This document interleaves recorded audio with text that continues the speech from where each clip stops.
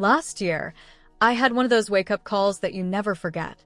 I was sitting at my kitchen table on a Saturday morning, sipping coffee, and I opened my banking app. My heart sank. I had worked for months, but my savings looked almost the same as the year before.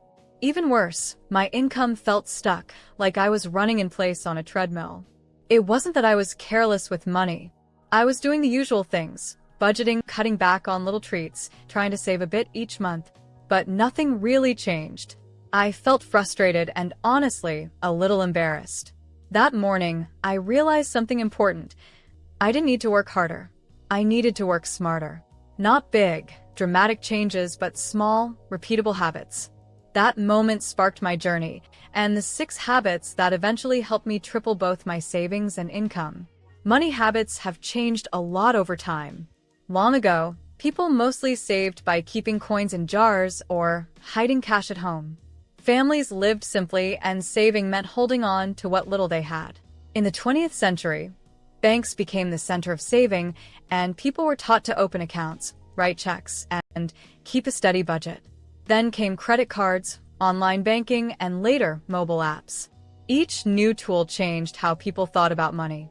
Today, we live in a digital world where our spending and saving can happen instantly with just a tap on a phone. At the same time, new income streams, like freelancing, remote jobs, and digital products, have made it possible to earn in ways our grandparents never imagined. Our money habits must keep evolving. And now, small, modern habits can create big results. Habit 1. The Roundup Reflection Ritual. One of the first habits that changed my savings was something I now call the Roundup Reflection. It's simple, but it works. Each evening, I take a quick look at what I spent that day. If I bought lunch for $7.45, I round it up in my notes to $8. That extra 55 cents becomes my reflection money. At first, I just tracked it. But after a week, I noticed something interesting. Those small numbers added up fast, sometimes $25 to $30 in a month without me even trying.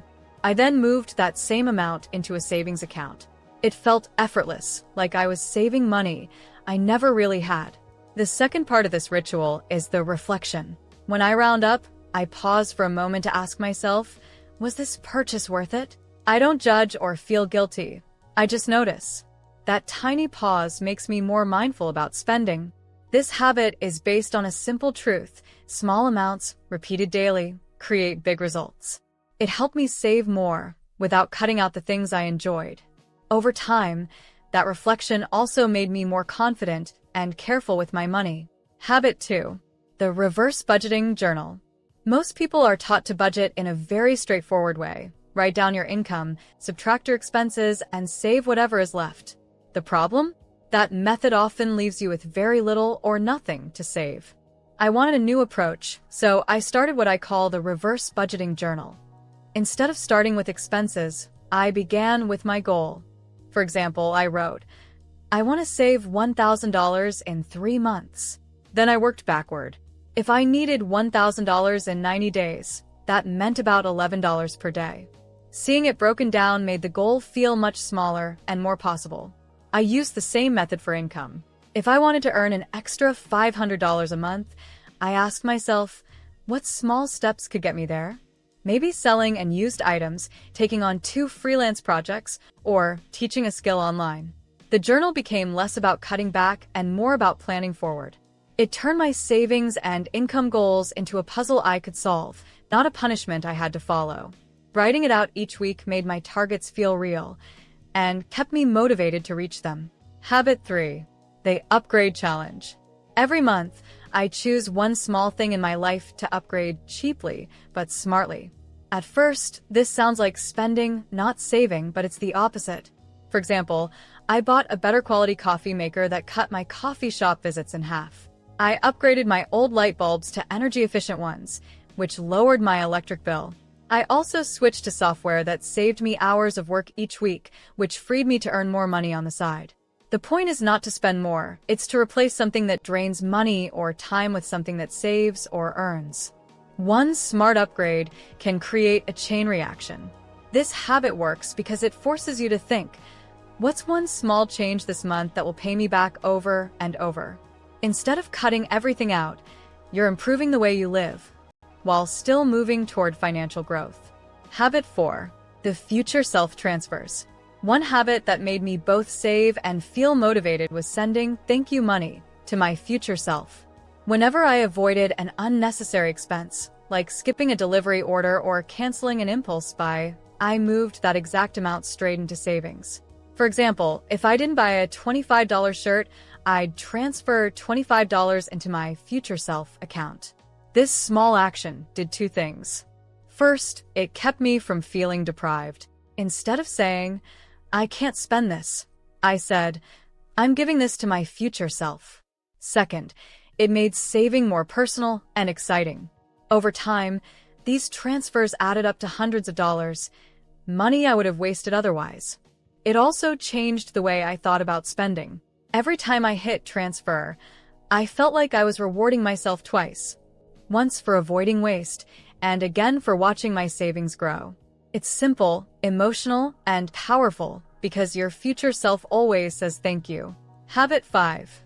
Weekly what-if forecasts. Every Sunday evening, I sit down for a short exercise I call weekly what-if forecasts. It takes less than 15 minutes, but it has changed the way I see money. I ask myself small, what-if questions about my finances. For example, what if I invested just $20 this week?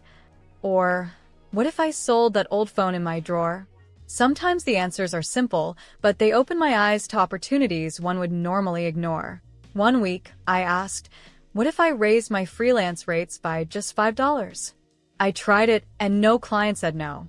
That small question led to an extra $200 a month. Another week, I asked, what if I skipped 2 takeouts and put the money into savings? That gave me an easy $40 extra. The beauty of this habit is not about having the perfect plan. It's about training your brain to see possibilities. When you regularly ask, what if, you start spotting chances to save or earn everywhere. And often those small, creative moves add up to bigger changes than strict budgeting ever could. Habit 6. Auto-invest hypotheticals.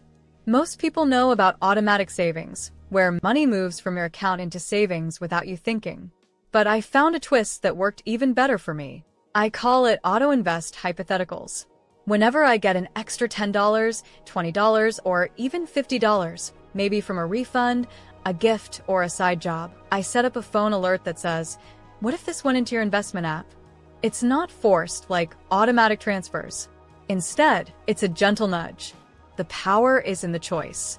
Sometimes I use the money for daily needs, but most of the time, I say yes to the notification and invest it.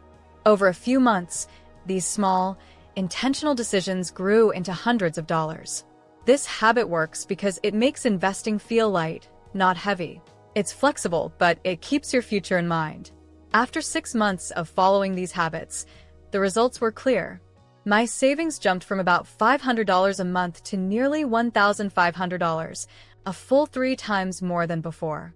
At the same time, the small skills I picked up, the side projects I tried, and the small price increases I tested brought in around $800 extra each month.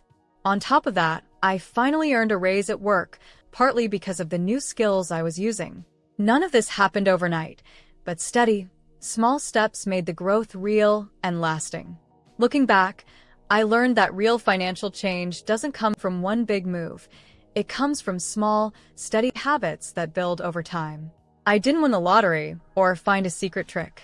I just made little choices every day, and those choices added up. What surprised me most was how these habits gave me more confidence, not just more money. You can feel that too. You don't need to change everything at once.